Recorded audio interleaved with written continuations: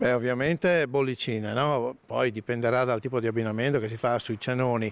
Ci siamo a poche ore dalla notte di San Silvestro, che darà l'addio al 2025 e darà il benvenuto al 2026.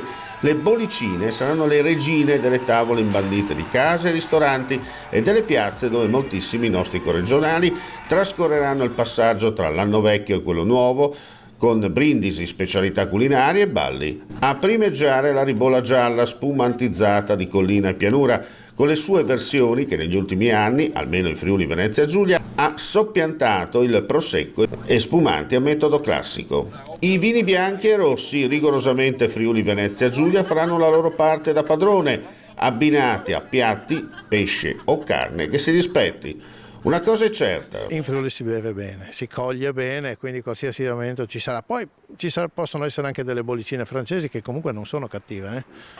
Sarebbe meglio usare il nostrano. Assolutamente sì, quello sì, però insomma va da sé che ci sono dei prodotti di altissima qualità anche in Friuli Venezia Giulia, ma insomma per eventi del genere insomma, va bene qualsiasi cosa. Sarà comunque un 2026 divino o divinamente? Divino e divinamente divino, direi, insomma, no? Quindi sicuramente saranno sicuramente un anno che si prospetta insomma, abbastanza complesso per quello che sta succedendo un po' nel mondo del vino, però sicuramente ce la faremo perché Friuli Venezia Giulia ha le capacità per uscirne.